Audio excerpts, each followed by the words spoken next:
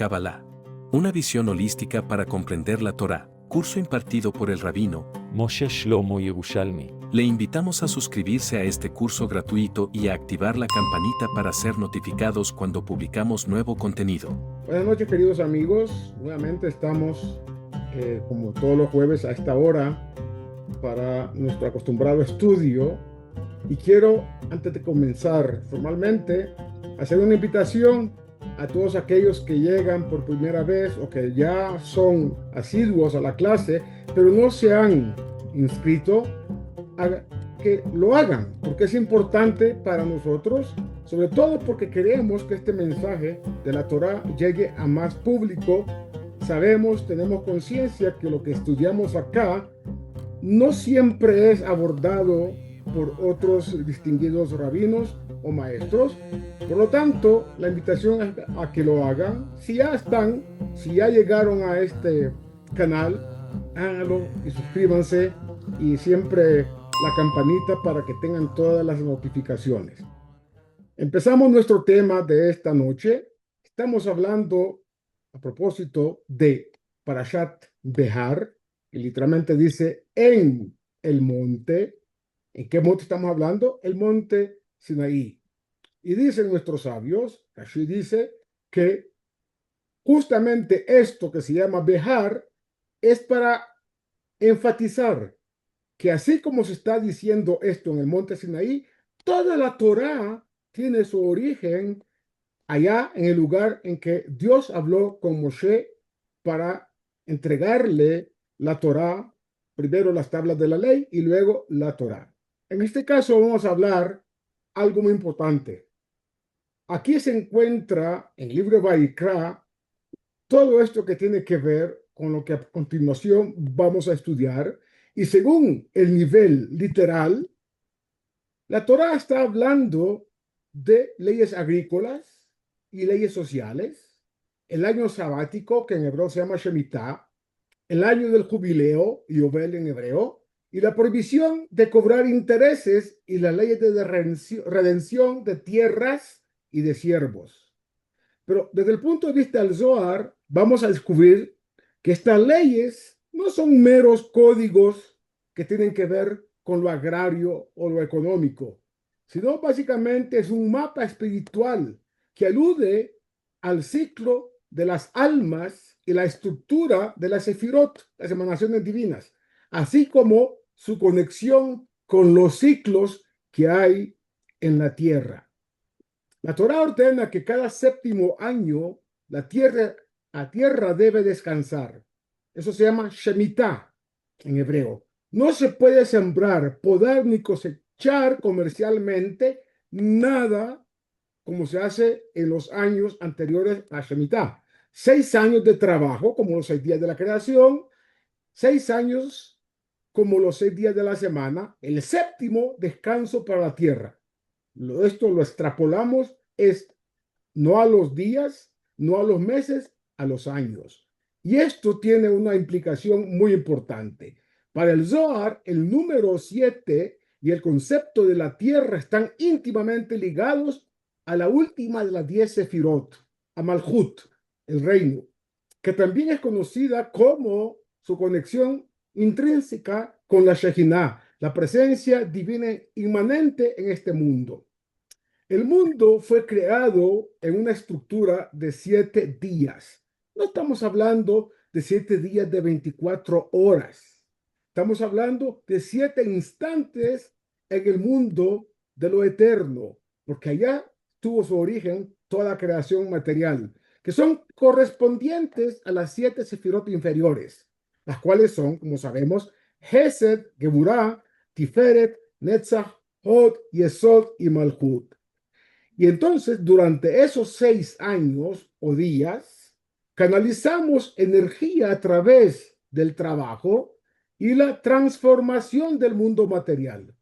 El séptimo año tiene un, digamos, impacto especial, una connotación especial. El Zohar enseña que en el año de la Shemitah, la presencia divina, la Shejinah, representada por la tierra de Israel en primera instancia, ¿sí?, entra a un estado de reposo y elevación, Durante este tiempo, Malhut deja de recibir su sustento, comillas, a través del esfuerzo humano y se reconecta directamente con las sefirot superiores. Es decir, Malhut está totalmente disociada de la labor del hombre en ese año sabático.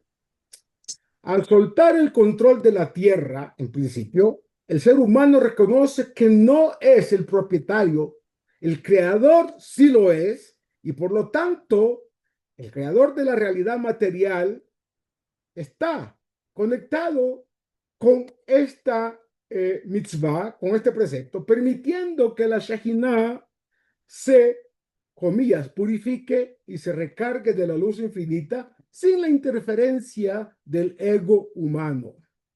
Por otro lado, el jubileo, el Yovel, es un ascenso al mundo de Binah, la sefirá de Binah. Después de 7 ciclos de 7 años, es decir, 7 por 7, 49, el año 50 es el Yovel, el jubileo. En este año, todos los esclavos en esa época eran liberados y todas las siervas vuelven a sus orígenes, digamos, principales, originales, y por supuesto se hace sonar el shofar en toda la tierra de Israel. El Zohar revela aquí uno de los secretos más sublimes. Si el ciclo de 7 corresponde a Malhut, el mundo material y la manifestación, el número 50 corresponde a la sefirá de Binah, el entendimiento, la madre suprema o la madre que construye. Ahora que estamos en la época de Sefirat Haomer, estamos también contando 49 días hasta el 50, 49 días. Como los 49 años sabáticos, es decir, como estamos mencionándolo antes, 7 por 7, 49, 7 años multiplicado por 7 son 49. El 50 es el jubileo, el Yovel. El Zohar acá nos está compartiendo algo importante. Primero, las 50 puertas de Binah. Nun Sharei Binah representa entonces, como sabemos, Binah, el mundo espiritual puro, la raíz de todas las almas, el lugar de la libertad absoluta y el origen de la creación. Hay 50 puertas de entendimiento y el año 50 marca la apertura de la puerta más elevada. Por otro lado, hay acá una liberación total. Cuando la Torá dice que en el Yovel los esclavos, los siervos de esa época quedan libres y las tierras regresan a su origen, el Zohar explica que esto alude a la liberación de las almas que están, comillas, esclavizadas o atrapadas en los ciclos de la reencarnación, del Gulim, y en las ataduras del mundo físico. Es decir, del lado de lo que se llama la impureza o se trabajará. Y ahí experimentan las almas esa influencia negativa. Al ser liberados en el Yovel, entonces hay acá una liberación que podemos llamar universal, de carácter cósmico. El sonido del shofar entonces es importante porque el shofar, como sabemos, es un cuerno de carnero que se toca en días importantes. Yom Kippur, por ejemplo, y acá con especial énfasis en el 50 Yom Kippur, o sea, el año 50 en el Yom Kippur, haciendo una declaración de libertad o jubileo para todos los seres que pueblan la tierra. Según el Zohar, la voz de Binah está representada por el shofar. Entonces, Binah misma llama a todas las chispas divinas, según la Kabbalah, dispersas a regresar a su fuente primigenia, una fuente cósmica, y es el nivel espiritual del mundo llamado Olam Haba, el mundo venidero. Y esto está básicamente conectado con un versículo que dice claramente, Kili haaretz, dice Dios, porque mía es la tierra.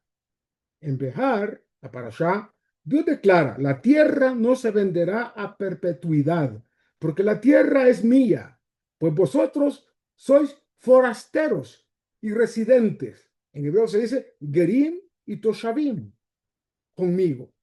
Eso está escrito en Levítico 25-23. Entonces, el Zohar nos pide acá que leamos esto a nivel del alma.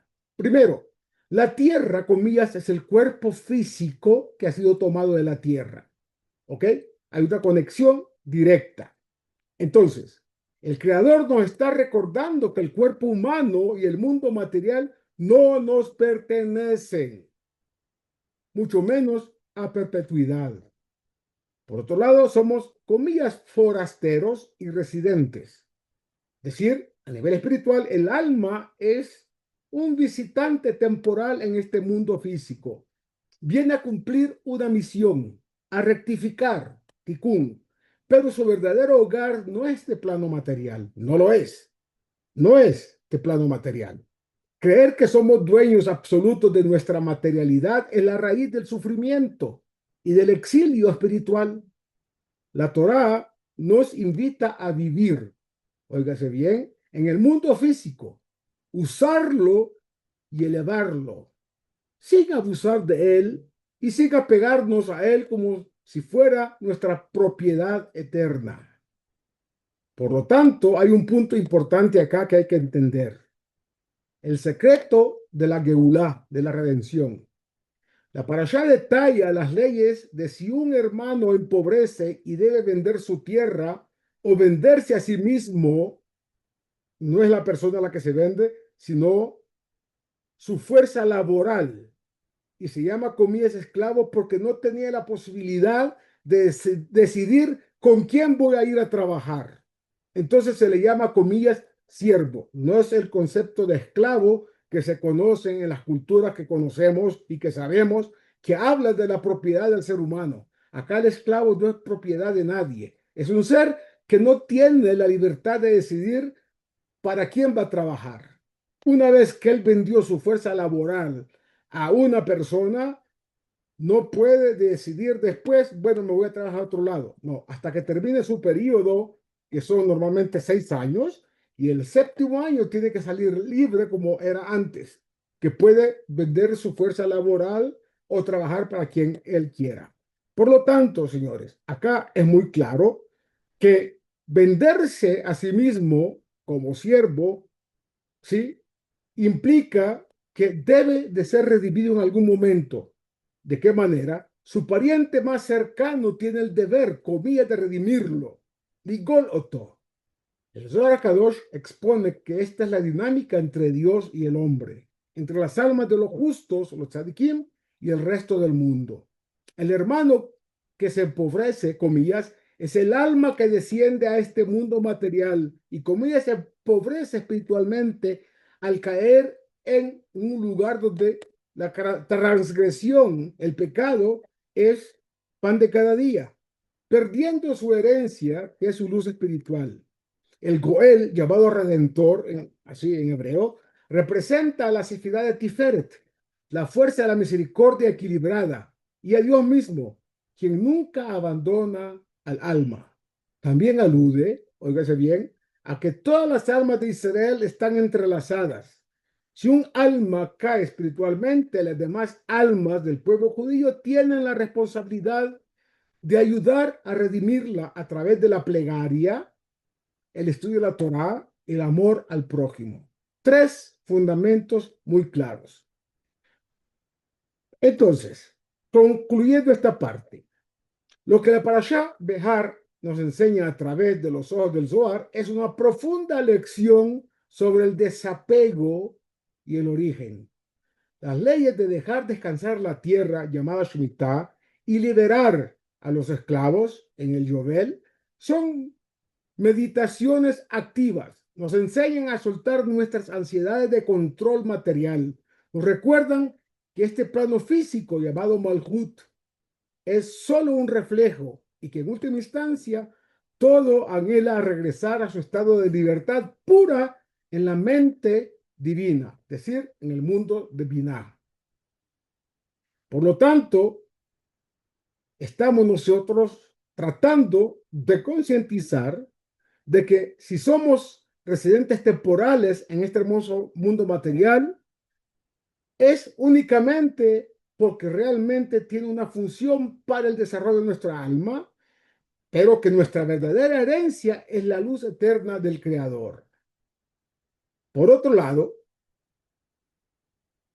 según explica el Ari Akadosh, que agrega una nueva perspectiva a lo estudiado anteriormente, si el Sagrado Zohar nos dio el mapa del universo espiritual y la estructura de la Sefirot, el Ari Akadosh, Rabbi Yitzhak Luria, viene a darnos el manual de instrucciones de una manera clara para que sepamos que son instrucciones dinámicas. ¿Cómo se mueven las almas dentro de este mapa que hemos mencionado? La perspectiva de la Ari Kadosh siempre se enfoca en lo que él llama tikkun, la rectificación no solamente del individuo, sino del universo que nos rodea, las chispas caídas, Nitzotzot Kedushá, y por otro lado, la reencarnación de las almas. Para el Arizal, Parashat Behar es en esencia el gran tratado sobre la reencarnación, los ciclos del alma y su redención. Por lo tanto, cuando hablamos del hermano empobrecido, estamos hablando ni más ni menos de la reencarnación. La Torá dice en Behar, si tu hermano empobrece y vende parte de su posesión, como está escrito en Levítico capítulo 25, versículo 25, y más adelante, si tu hermano empobrece y se vende a sí mismo, como está escrito en Levítico 25, 39, a nivel literal hablamos de penuria económica. Pero el Ari explica, especialmente en su obra llamada Sha'ar HaPesukim y el otro libro llamado Sha'ar HaGilgulim, las puertas de los versículos y la puerta de las encarnaciones, eleva esto a un drama mucho más profundo y, por supuesto, también mucho más espiritual. La pobreza, comillas, es de tipo espiritual. Un alma empobrece cuando carece de mitzvot, acciones correctas, que son los imperativos que Dios ha dado en su libro, es la Torá, o cuando ha cometido transgresiones que merman su luz espiritual. En la Kabbalah no hay mayor pobreza que la desconexión de la luz divina, de la conciencia de Dios. Venderse es reencarnar, porque para pagar su deuda, comillas, de tipo espiritual y rectificar aquello que dañó, el alma debe, comillas, venderse al mundo material. Es una manera de decir, viene a este mundo. Antes era un alma en el mundo espiritual, ahora tiene que venir y venderse, es decir, descender nuevamente al mercado de este mundo físico. Debe reencarnar en un nuevo cuerpo para tener la oportunidad de reparar su parcela espiritual. El pariente redentor tiene que ver con las raíces del alma, Shoresh Aneshama. La ley dicta que si un hombre vende su fuerza laboral, uno de sus hermanos deberá redimirlo, o su tío, o el hijo de su tío, o el pariente más cercano a su familia, como está escrito en Levítico 25, versículos 48, 49. El Ari Kadosh revela aquí un secreto hermoso sobre cómo estamos interconectados. Hay lo que llamamos familias de almas. Las almas no son entidades aisladas. Todas provienen de la gran alma primordial que es llamado Adam Rishon, primer hombre, allá en el Gan Eden. Por lo tanto, están agrupadas en raíces o familias espirituales. Eso se llama Shorashim, Shoresh Aneshama. Por lo tanto, cuando se habla de rescate, tenemos que entender que se trata de un tema espiritual. Porque si un alma reencarna y sigue, comillas, empobrecida, es decir, no logra hacer su tikkun, su reparación, otra alma justa de su misma familia espiritual, su hermano, su tío a nivel cósmico, tiene la responsabilidad de ayudarla. ¿Cómo la redime? A veces esa alma avanzada, desciende temporalmente a este mundo para guiar al alma que está perdida. Otras veces, como dice el Ari Kadosh, explica el concepto de Ibur, impregnación espiritual, donde un alma superior se une al alma de una persona viva durante un tiempo para darle la fuerza necesaria para superar una prueba y ser así redimida. Por otro lado, cuando esas almas caen en las fuerzas de la impureza, y que es el punto más dramático de la parashá, es cuando el hermano empobrece tanto que se vende a un, comillas, extranjero o residente, o a un descendiente de una familia extranjera, es decir, extraño a su familia, extraño al pueblo de Israel, como dice Levítico 25:47. A nivel literal, se vende, comillas, a un idólatra. El Ari Kadosh explica que este es el nivel del exilio más profundo para un alma. Cuando hablamos de extranjero, estamos hablando de una representación de la Sitra Hará, una representación de las fuerzas oscuras de la creación, llamados el otro lado, o las clipot, las cáscaras de impureza. Las chispas atrapadas allá representan ni más ni menos que cuando un alma ha pecado gravemente, su luz cae prisionera en las clipot, en esas cáscaras. El alma queda, comillas, esclavizada por energías negativas, adicciones, oscuridad, confusión. Y eso es llamado en el lenguaje de la Kabbalah un amo extranjero, extraño, que lo ha alienado de su condición de alma libre y pura. Entonces, en este caso, la redención es obligatoria. ¿Cómo se hace? La Torah exige que el individuo debe ser redimido. El Ari nos enseña que Dios asegura que ninguna chispa sagrada, nitzotz, kedushá, se perderá para siempre. Todo el trabajo del pueblo de Israel y de los tzadikim, de los justos, es adentrarse espiritualmente en esos lugares oscuros para extraer y liberar esas chispas cautivas. Birur nitzotzot. Eso incluye el alma de aquellas personas que se convierten al judaísmo, retornando a su fuente verdadera. Para hablar entonces de la continuidad de esto, tenemos que adentrarnos en el año del jubileo, el Yovel, como el Tikkun final. Si el Zohar nos dijo que el Yovel es el ascenso a la Sefirá de Binah, el Arizal, la Vía Kadosh, lo conecta directamente con el final de los tiempos y el propósito de la creación. Hay un ciclo de encarnaciones y hay un tema de rescate de esas chispas porque tienen un límite en el tiempo. El sonido del gran shofar del jubileo, el cuerno de carnero que suena en el año del jubileo, representa el momento mesiánico final, el gran Tikkun Olam, la gran enmienda y rectificación del universo.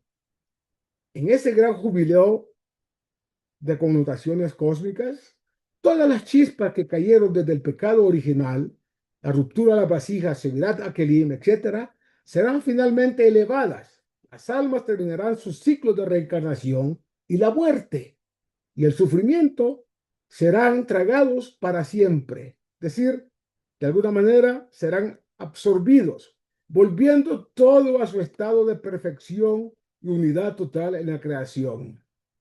Por lo tanto, señores, cada vez que ayudamos a otro, como dice el Zohar, nos pide él que contemplemos el año sabático y el jubileo para desapegarnos de lo material y conectarnos con la Shejinah y con el mundo de Binah, la Sefirá de Binah. Y la Vía Kadosh nos dice que somos nosotros los protagonistas de esa redención. Cada vez que ayudamos a otra persona, cada vez que superamos un rasgo negativo de nuestro carácter, no solo estamos siendo, comillas, buenas personas, estamos redimiendo a un hermano empobrecido a nivel del alma, rescatando chispas divinas que están allá atrapadas en las fuerzas oscuras de la creación. Y de esa manera estamos acercando al mundo entero a ese gran Yubel que es la liberación definitiva. En todo caso, si la Ari Kadosh fue la mente y el canal divino que trajo la nueva revelación cósmica, su discípulo, Rabbi Jaim Vital, fue la pluma, el corazón y el gran estructurador. Sin él, las enseñanzas del santo Ari Kadosh habrían sido casi imposibles de codificar para nosotros y nos hubiésemos perdido de una información y sabiduría importantísima. Por lo tanto, Rabbi Jaim Vital no solo transcribió a su maestro, sino que en obras fundamentales como esa Jaim, el árbol de la vida, Shara Gilgulim, la puerta de las reencarnaciones, y su obra de ética mística llamada Sharei Kedushá, las puertas de la santidad, tradujo la inmensidad del universo de la Kabbalah, ni más ni menos que acercándolo a nuestro intelecto, a nuestra psicología íntima, que es al final del cuento, la psicología del ser humano. Para Rabbi Jaim Vital, para Shat Behar, deja de ser únicamente un tratado de lo que es una llamada arquitectura espiritual y se convierte en el manual de operación diario de nuestra alma y de nuestras emociones. Aquí vamos a ver cómo Rabbi Jaim Vital profundiza y aterriza los secretos de Parashat Behar. Con una precisión casi que quirúrgica, habla del tema del hermano empobrecido, comillas. El Ari Kadosh nos enseñó que el hermano que se vende es el alma que reencarna. Rabbi Jaim Vital entra en los detalles técnicos de cómo es el proceso para liberar a ese hermano, digamos que ha empobrecido, en su libro Shar Gilgulim. Tenemos que adelantar que el fracaso de un alma y caer en las garras de las fuerzas oscuras de la creación no es un fracaso general, es específico. Jaim Vital explica que el alma humana está compuesta de 613 órganos y venas de tipo espiritual. Son espirituales, pero corresponden a las 613 mitzvot y preceptos. Cuando el texto dice que el hermano vende parte de su posesión, Rabbi Jaim Vital enseña que el alma no vuelve a este mundo a hacer todo de nuevo, comillas. Solo reencarna para reparar ese rasgo de carácter específico o esa acción particular en la que fracasó. Y ahí se considera que empobreció ese aspecto en su vida anterior. Para Rabbi Jaim Vital, la providencia divina coloca a esta alma, está reencarnada, en las mismas circunstancias exactas o muy similares donde antes cayó, pero con un cuerpo diferente, para ver si esta vez toma la decisión correcta. Eso es lo que él llama la compra de su redención. Por lo tanto, el reposo de la tierra, es decir, la Shemitah, y el silencio del alma animal, Nefesh HaBehemit, está intrínsecamente conectada. En su magistral obra Sharei Kedushá, Rabbi Jaim Vital se enfoca en la lucha interna del ser humano entre el alma divina, Nefesh Elokit, y el alma animal, Nefesh HaBehemit. La tierra, como nuestro cuerpo, y esa conexión, él la interpreta que la tierra que debe descansar durante la Shemitah es además una metáfora directa a nuestra propia materialidad. La materialidad de nuestro cuerpo y sus apetitos dictados por el alma animal. Por lo tanto, hay que sembrar, podar y cosechar y representar toda esta actividad incesante del ego humano, dándole un carácter de tipo espiritual. El afán de producir, adquirir, dominar y sobresalir implica, según Rabbi Jaim Vital, que al igual que la tierra necesita un año de reposo de la intervención humana para que la presencia divina, comillas, la Shejinah, también se libere, comillas, de esa conexión y repose en ella, nuestra alma requiere momentos donde dejemos de hacer, comillas, desde el ego. Normalmente el ser humano actúa, trabaja y hace desde el ego, con un cierto dejo de egoísmo. Pero en el año sabático, en el día de Shabbat, el día de la semana también de Shabbat, aquí hay entrenamientos para silenciar la ansiedad del alma animal y permitir que el alma divina tome el timón. Porque está escrito, porque la tierra es mía. Kili haaretz, el antídoto contra todo lo anterior, incluyendo tristeza, tzbut en hebreo, y orgullo, gavá, está dada por este grupo de mitzvot. Jaim Vital fue uno de los más grandes oponentes de la tristeza y el orgullo, considerándolas las raíces de toda la desconexión espiritual. Él utiliza el versículo central de Parashat Behar, la tierra no se venderá a perpetuidad porque la tierra es mía, como una medicina para el alma. En primera instancia, contra el orgullo. Cuando creemos que la tierra, nuestros logros, dinero, intelecto, es producto exclusivo de nuestro esfuerzo, caemos en la arrogancia, o podemos caer en la arrogancia. ¿Sí? Y al recordar que la tierra es de Dios, el orgullo debe desvanecerse. Pero también advierte contra la tristeza. Y dice Rav Haim Vital que la tristeza proviene de la falsa creencia de que hemos perdido algo que nos pertenecía. Al interiorizar que somos forasteros y residentes temporales en este mundo, entendemos que nada físico nos pertenece realmente. Todo nos es prestado como herramientas para nuestro tikkun, nuestra enmienda, nuestra rectificación. Perder algo material no debe generar angustia paralizante, pues el dueño de la tierra, Dios, el creador, simplemente la ha reasignado como herramientas. Esta es la base de la ecuanimidad, ishtabut, se dice en hebreo, que nada de lo material me afecte, ni para bien ni para mal. Un concepto vital en el tema de la filosofía cabalística. Respecto al pariente que debe redimir al esclavo, el Rav Vital añade una capa ética profunda basada en su entendimiento de las raíces del alma, Shoresh Aneshama. Puesto que todas las almas del pueblo de Israel y del género humano están conectadas en el mismo cuerpo cósmico de Adán Arishon, el primer hombre, el hermano rico, comillas, es aquel que tiene méritos o fortaleza espiritual. No puede juzgar al hermano pobre, decir aquel que ha caído en la oscuridad del pecado. Y por lo tanto, dice el Vital, esto nos enseña que si vemos a alguien fallar es porque a nivel de la raíz de las almas, todas las almas, tenemos acá la fortaleza para ayudarlo a elevarse.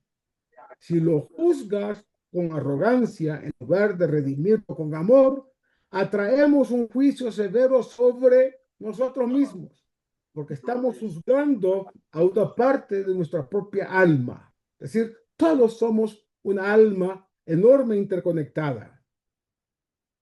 Por lo tanto, ¿sí? Según este estudio, hemos observado una visión del universo y hemos recibido una explicación de la mecánica cósmica. Rabbi Vital nos entrega también, además de lo anterior, un espejo. Él toma la Parashat Behar y nos dice, tú eres la tierra que debes descansar de tu propio ego. Tú eres el hermano empobrecido que vuelve a intentar reparar su vasija. Y tú tienes el deber de ser el redentor de aquellos que están atados, porque sus almas y la tuya son una sola alma muy grande que forman una llama espiritual única.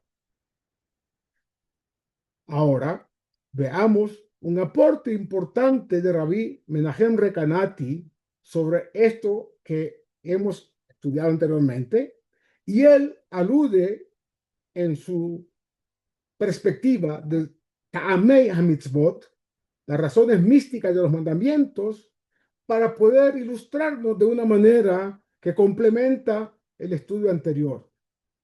Él dice que Parashat Behar no es solo un mapa, comillas, estático del universo espiritual, sino un panel de control teúrgico. ¿Qué significa esto? Aquí tenemos su perspectiva. La teurgia, el acto físico sostiene los mundos superiores. Desde abajo, el mundo material es la base y sostiene a los mundos espirituales allá. Desde Asiyá a Yetzirá, a Briá y también a Atzilut. ¿De qué manera? Mientras que el Zohar nos explicaba a qué sefirá corresponde cada año, Rabbi Menahem Recanati insiste en que nuestra acción física es lo que mantiene a las sefirot funcionando, interactuando. Para el Recanati, cuando un agricultor en la tierra de Israel suelta su arado en el séptimo año, el año de la Shemitah, donde debe de descansar la tierra, no solo está meditando en el reposo de la Shekhinah, que es Malhut, sino su acto físico de no intervenir en la tierra es exactamente lo que permite que las sefirot superiores derramen su luz hacia Malhut, sin nuestra intervención. Si el judío trabaja la tierra en el año sabático, argumenta el Recanati, causaría un cortocircuito a nivel universal, bloqueando el flujo de abundancia divina llamada Shefa, Shefa de bendición, hacia el mundo. El ser humano es, por lo tanto, el puente indispensable entre lo físico y lo divino. Por lo tanto, el secreto de el monte Sinaí, Behar Sinai, como dice la Parashá, allá empieza diciendo, habló Dios a Moisés en el monte Sinaí diciendo, muchos comentaristas clásicos preguntan, ¿por qué se especifica el monte Sinaí justo aquí? Si sabemos que toda la Torá viene allá del monte Sinaí, donde fue entregada. Todos los mandamientos fueron dados allá. Entonces dice el Recanati, respondiendo con una visión cabalística pura, diciendo lo siguiente. Unión de los extremos. El monte Sinaí representa la esfera de Malhut, la vasija receptora, el punto más bajo que se elevó para recibir la Torá. Y la voz de Dios representa Tiferet o Binah, el dador supremo. Al decir Behar Sinai, en el contexto de las leyes de la tierra, la Torá nos está revelando el principio de cómo, así como es arriba, también es abajo. Las leyes agrícolas de Behar son la máxima expresión de cómo el cielo, es decir, lo espiritual, toca la tierra, es decir, lo material. La santidad no es escapar al cielo, sino traer la revelación del monte Sinaí al polvo de la tierra.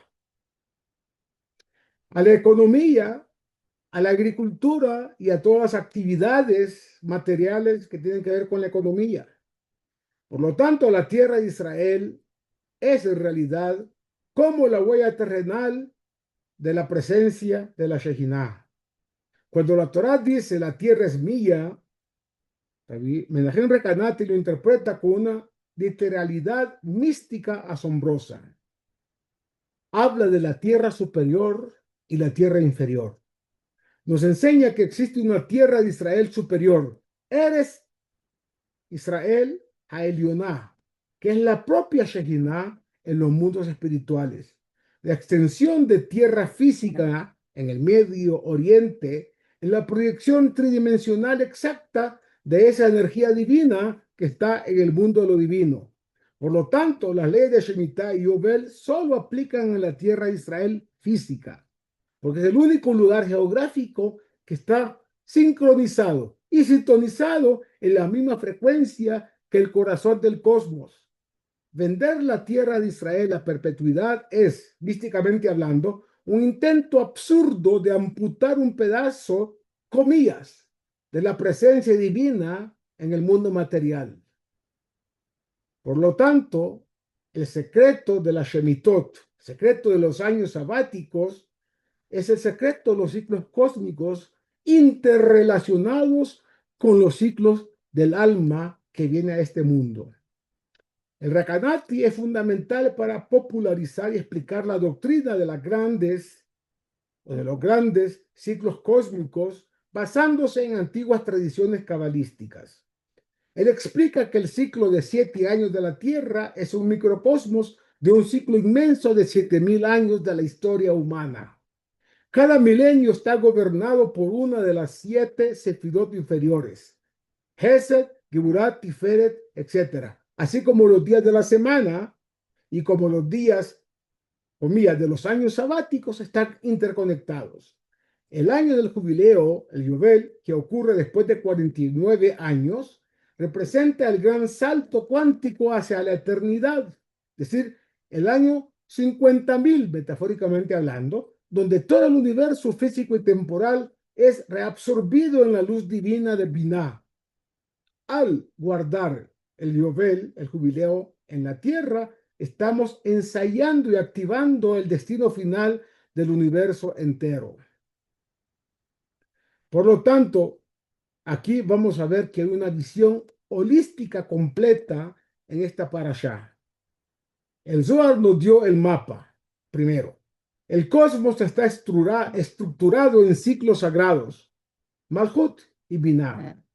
El Recanati nos dio el mecanismo, nuestros actos físicos concretos, las mitzvot, como dejar descansar la tierra, que son los engranajes que hacen fluir la luz a través de este mapa cósmico. El Ari Kadosh nos dio el propósito. Todo este sistema existe para redimir a las almas caídas, el hermano empobrecido, comillas, y rescatar las chispas divinas de la oscuridad, Nitzotzot Kedushá.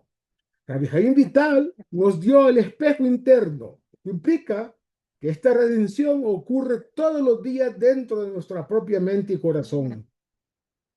Al someter el ego, el alma animal, y vivir con humildad, recordando que nada nos pertenece, aludimos exactamente a esto que hemos mencionado en esta sesión de estudio.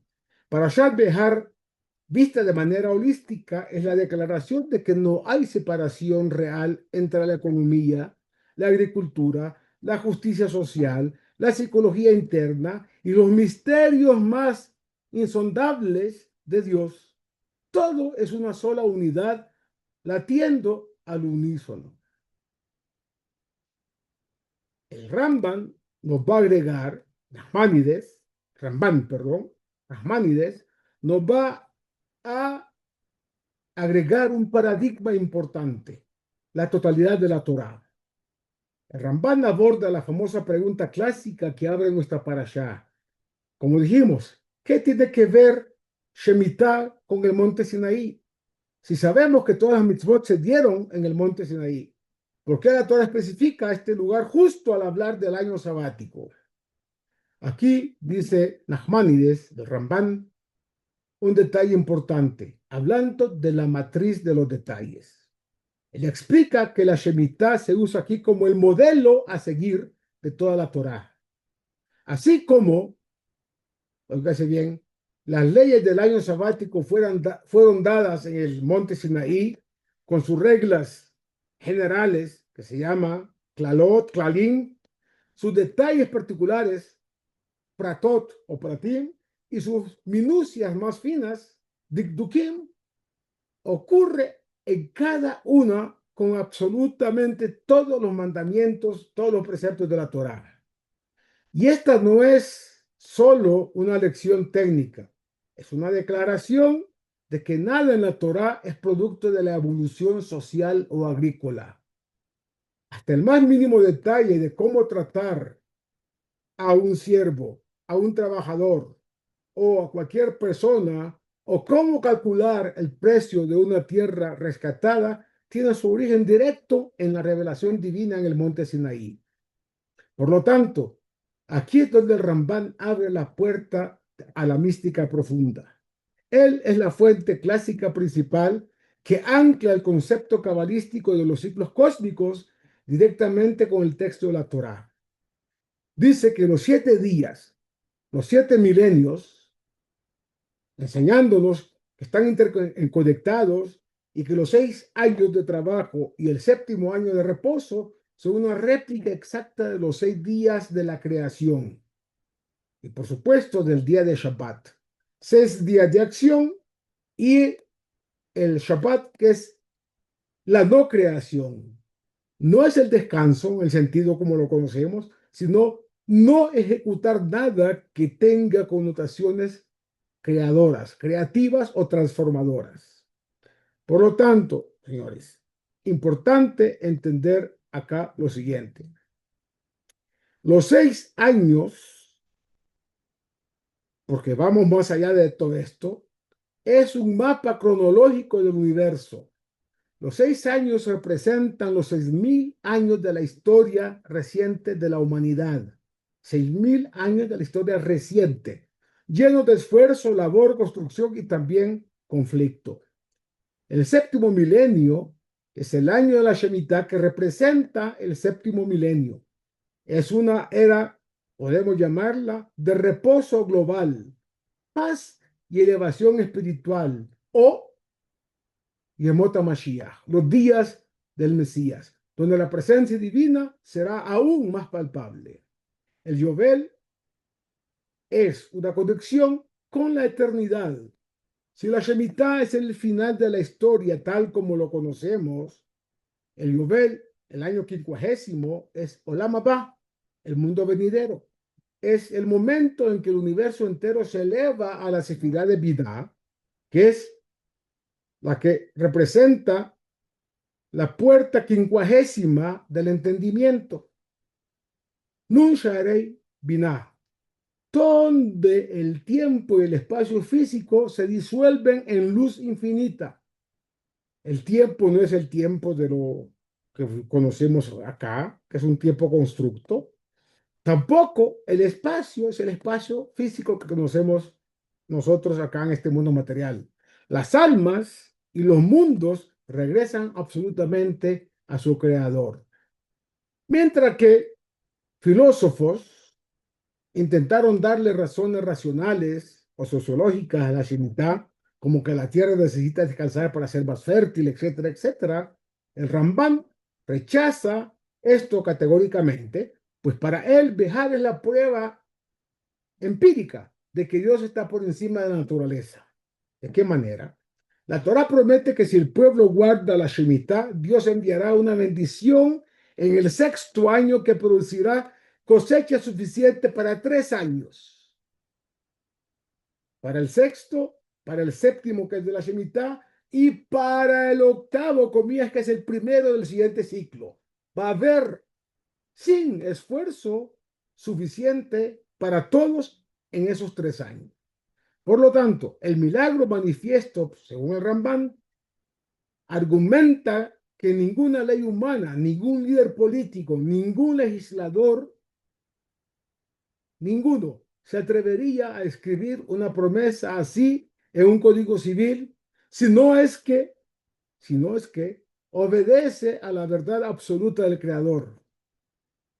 Nadie puede decir, en el mundo de la economía global, ni en el mundo de la política, que al 6º año, que no es sino el año previo al 7º, donde debe haber suficiente para el 6º, para el 7º y para el 8º, ¿sí?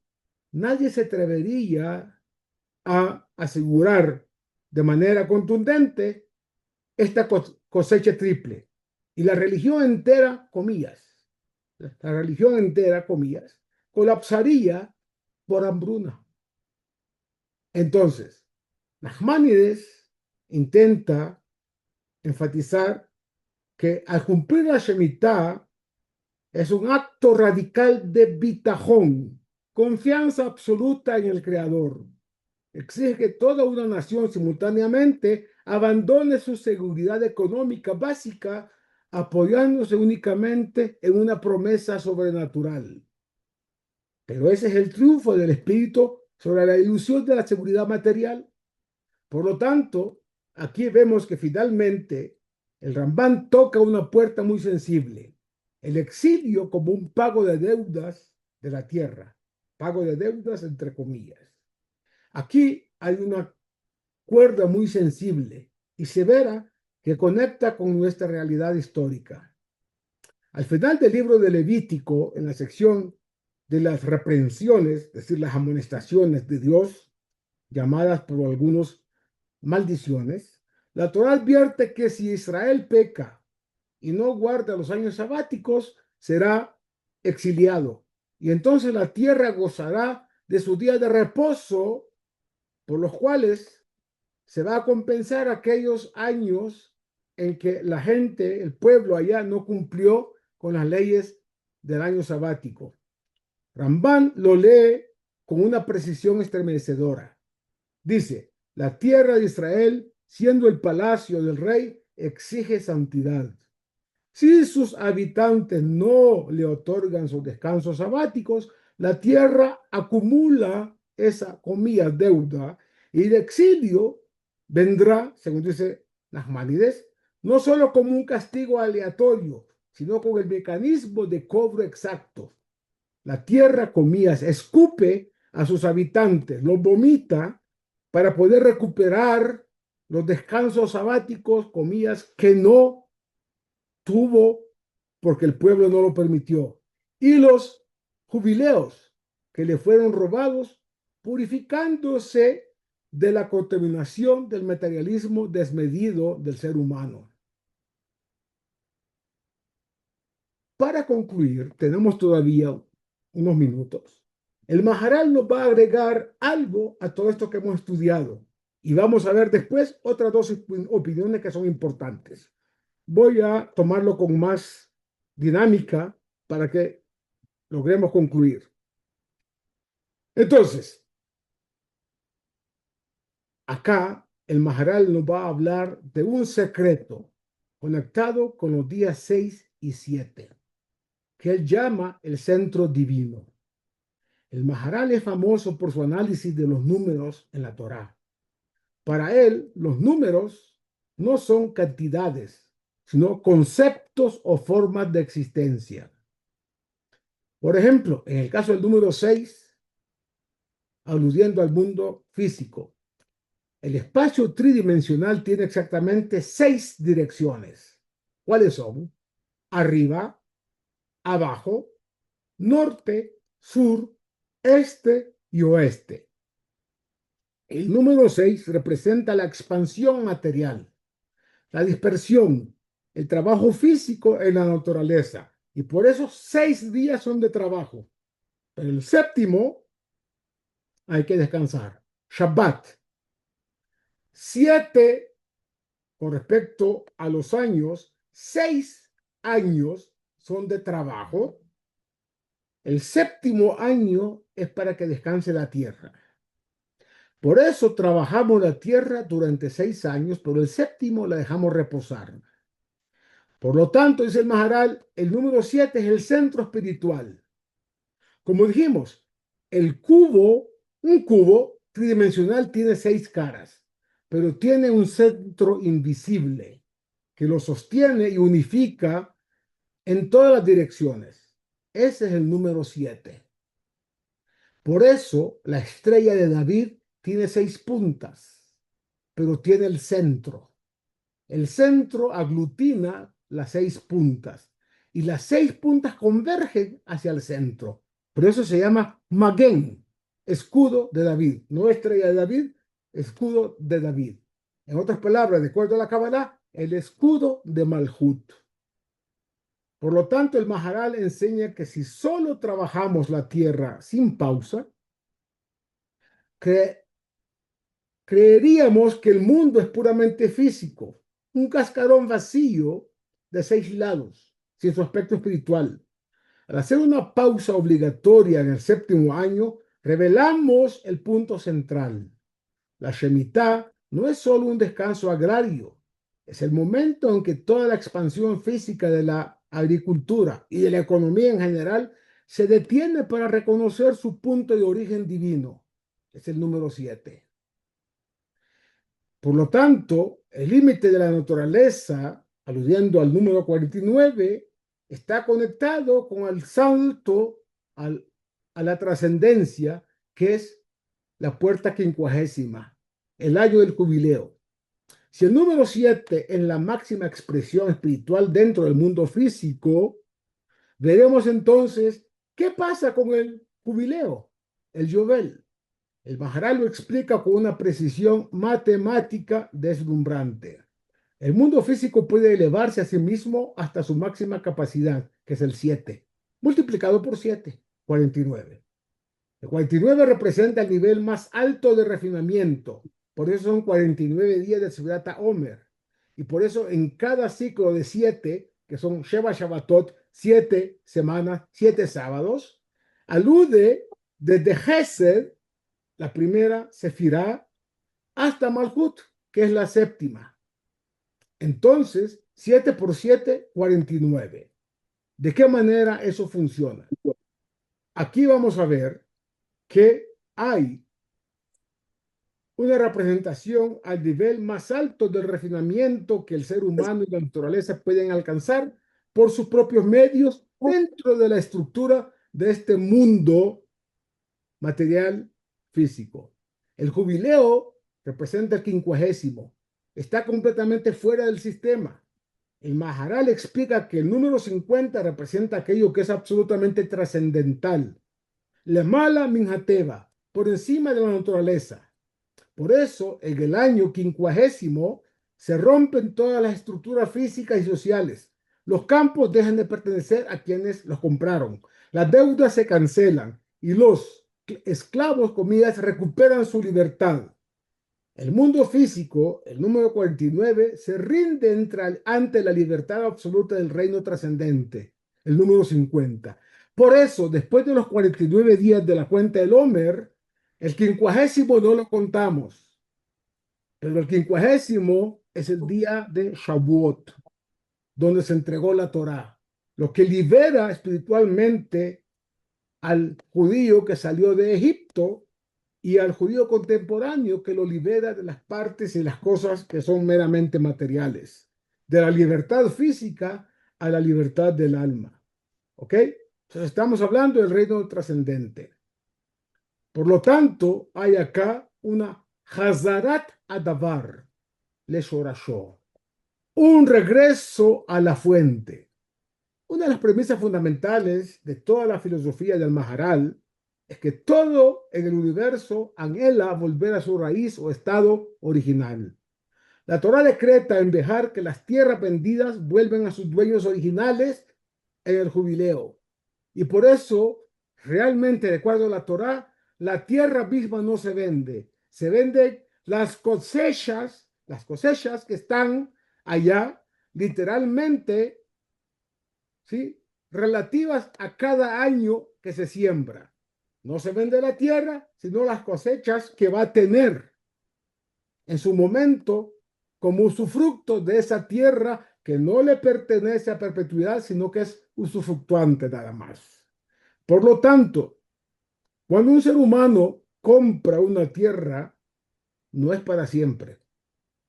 Si él quiere comprar para siempre, está creando una realidad artificial, una ilusión de que él es el poseedor y la raíz y el dueño definitivo de esa materia. El Yobel es el mecanismo que tiene Dios para destruir esa ilusión. Obliga a que la tierra regrese a su origen para enseñarnos que todo deriva del único origen, Dios, y que cualquier propiedad, comillas, humana es solo una configuración temporal. Por lo tanto, aquí hay una ontología de la libertad, porque un judío no puede ser esclavo para siempre. Un ser humano no puede ser esclavo de lo material para siempre. Por lo tanto, en las leyes de Behar, la Torá prohíbe que un judío sea subyugado como esclavo perpetuo. Porque, dice Dios, siervos son míos, el pueblo de Israel, Por lo tanto, no serán vendidos como se vende un esclavo según la conciencia del mundo secular. Por lo tanto, el Maharal no ve esto simplemente como una ley de derechos humanos o compasión, sino como una imposibilidad ontológica, una contradicción a la esencia misma de lo que es el ser. Esto es mío, esto me pertenece, esto yo lo adquirí. Por eso el niño cuando nace, nace con las manos cerradas, tiene su puño cerrado, todo me pertenece. Cuando nos vamos de este mundo, las manos están así. Las palmas de las manos están abiertas, porque nada nos llevamos y nada realmente nos perteneció. Por esa misma razón, el Maharal explica, el alma humana, en particular, el alma de Israel está unida directamente al Dios trascendente, el creador que está por encima del tiempo y el espacio. Y por lo tanto, óigase bien, ocurre que un esclavo es alguien que está sometido al poder físico y temporal de otro ser humano. Por lo tanto, someter a un judío a la esclavitud perpetua es intentar subordinar lo trascendente a lo inmanente, lo divino a lo material. Y es un error estructural en la creación. Y esto se aplica a todo ser humano. Cuando llega el Yovel, el año 50, es donde aparece el reino de lo trascendental. El esclavo, comillas, debe ser y salir libre, porque la verdadera naturaleza de su alma es la libertad absoluta. Irrumpe en el mundo físico y destruye las cadenas artificiales de la sociedad humana, porque cuando se va como un ser libre. Por lo tanto, concluyendo esto acá, sobre este tema, y nos faltó estudiar lo que decía el Rav Kook, nos faltó estudiar otro de los maestros importantes, que es el Rav Cherky, pero ya el tiempo se nos fue, lo vamos a dejar para otra ocasión. Pero que quede claro que lo que algunos políticamente llaman una utopía de orden social, para la Torá no existe utopía. Esa utopía social se convierte en una realidad, en algo que no es utópico, que es plausible de ser puesta esa categoría social a nivel de lo humano, conectando con la conciencia divina. Por eso que la Torá no habla de políticos, habla de líderes que son capaces de poner en el mundo físico la verdad trascendente de lo que es la Torá. Y para eso uno no puede estar conectado con el mundo material o con la política material, sino justamente con la voluntad del Creador. Y esto es importante que lo tomemos en cuenta. Quería solamente señalar que el Rav Kook amaba profundamente todo lo que tenía que ver con el pueblo judío y sobre todo con el movimiento sionista y el regreso al trabajo agrícola en la tierra de Israel, considerándolos actos de inmensa santidad, pero advertía sobre un peligro mortal. El materialismo no debe ser desenfrenado. Hay que darle su carácter espiritual y por eso la tierra de Israel debe ser ejemplo para que la voluntad del Creador sea conocida en el mundo entero. Y él decía, la tierra de Israel es el trono de Dios sobre la faz de la tierra. Que tengamos el mérito, Bezrat Hashem, de llegar a ese momento donde el ser humano va a tener conciencia de no alzar la espada contra el prójimo, que las armas, instrumentos de guerra se conviertan en herramientas de trabajo, en arados, en asadones, en maquinaria, y para que haya realmente paz universal, paz en todos los sentidos y, por supuesto, la era mesiánica aflore prontamente y en nuestros días. Si hay Amén. preguntas, con mucho gusto. Amén. Amén. Intentaré dar respuestas.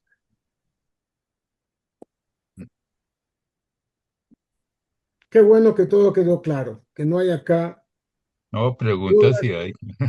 ¿Perdón? O sea, surge la inquietud, porque no nos habla un poco de la relación entre la riqueza y el desapego. Exactamente. La riqueza es un instrumento, una herramienta para que llevemos a cabo nuestra labor espiritual cuando estemos en el planeta Tierra, cuando vivamos los años en el cuerpo donde nuestra alma reside, pero no para que hagamos de la persecución de la riqueza o del manejo de la riqueza lo más importante en nuestra vida. La riqueza es un medio. La riqueza no es un fin, la riqueza es un medio. Y qué bueno que haya gente que tenga fortunas y que las emplee para acrecentar el conocimiento de la conciencia divina, como muchos grandes benefactores en el pueblo de Israel son aquellos que están sosteniendo escuelas religiosas, instituciones de cultura judía espiritual y todo aquello que tiene que ver con lo comunitario para brindar herramientas reales para que podamos cumplir con nuestro cometido, lo que Dios nos ha ordenado que hagamos, dar a este mundo un sentido espiritual. Y eso parece una paradoja. Dios creó un mundo material y nosotros debemos darle espiritualidad a ese mundo. Pero no es paradoja, es lo que se llama Shituf Peulah, colaboración entre Dios y el ser humano. Entonces la riqueza es en función de no acapararla, no aferrarse a ella, sino de utilizarla de la mejor manera posible. Así de sencillo.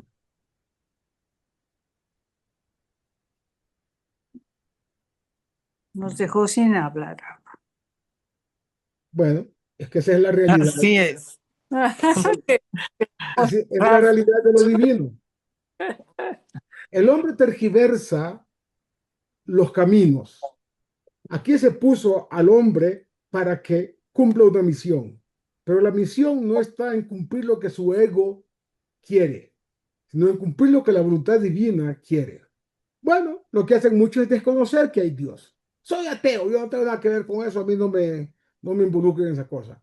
Y eso también es una ilusión, porque nos guste o no, digamos que no existe la, comillas, ¿no? La ley de la gravedad. Y yo me tiro del piso, no sé qué número, 45 de un edificio, y como no existe la ley de gravedad, pues yo voy a flotar. Una ilusión muy grande. Así también en el plano de lo divino. Desconozcamos la conciencia divina. Desconozcamos nuestra conexión con Dios, con el Creador. No importa. Al final de los días, nos guste o no, vamos a tener que salir de este mundo y, upa, de verdad Dios existe. Yo no lo sabía y yo lo ignoré. Triste, pero es una realidad que se vive en nuestro mundo material.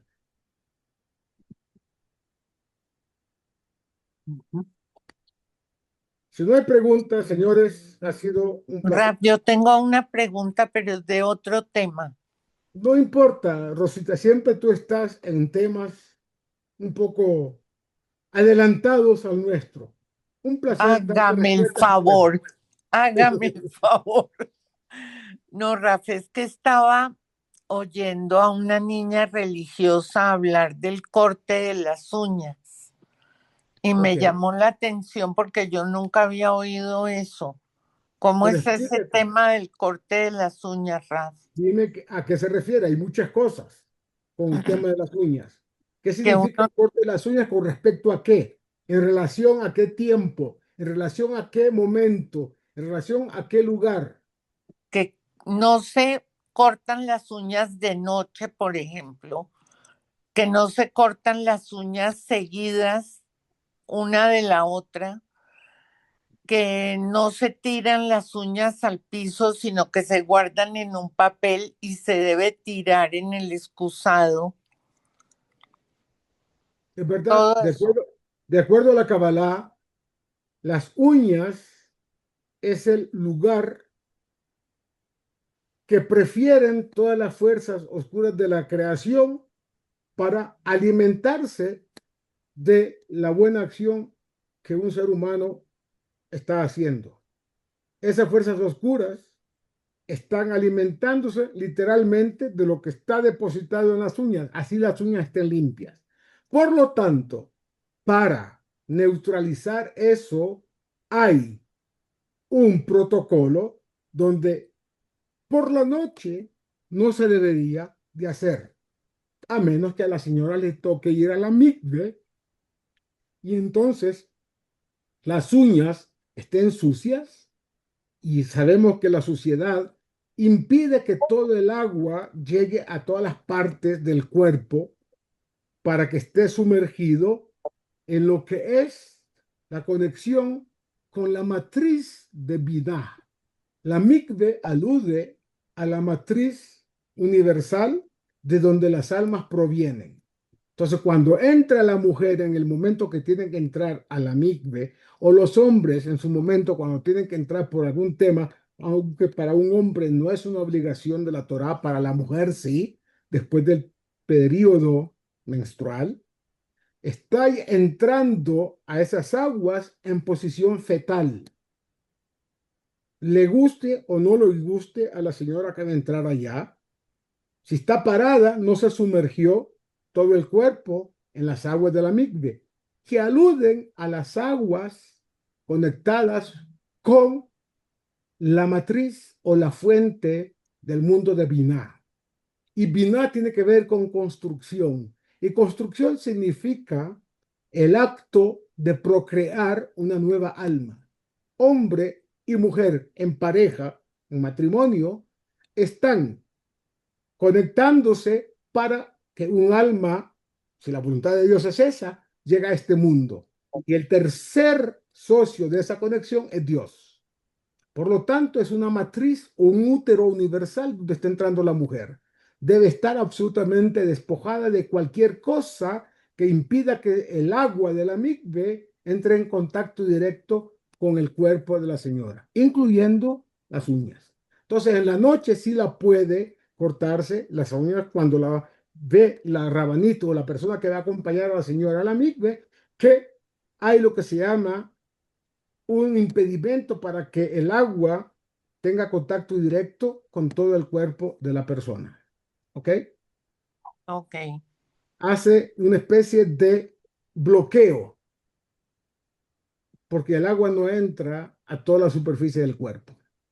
Y por eso es importante esta cuestión. Por eso te decía, si lo que tenías que mencionar alrededor de las uñas, si era cortarlo en un momento determinado, en un orden determinado, en una situación determinada. Y eso tiene inferencias. Preferible en día, pero si es importante por una mitzvah que se va a cumplir, también se puede en la noche. Okay. Aunque hay algunos cabalistas, el Ariá Kadosh, entre otros, que ese detalle lo explican de otra manera. No es el momento para entrar en eso, porque nos tomaría mucho tiempo. Bonita la pregunta. Y no está fuera de lugar. Gracias, Rafa. Con mucho gusto. Gracias, Rafa. Entonces, para todos, bendiciones. Shabbat shalom. Shabbat shalom. Shabbat shalom. Hasta la próxima, si Dios nos permite y nos presta vida. Y esperemos que sí, estemos todos juntos de nuevo el próximo jueves. Gracias. Amén. Shabbat shalom. Gracias, Rafa. Muchas gracias. Muy buenas noches. Sheila, todos. Linda clase como todas. Kabbalah. Una visión holística para comprender la Torá. Si te gustó el contenido, por favor obséquianos un like y suscríbete al canal. Cada semana, Bli Neder, una clase nueva.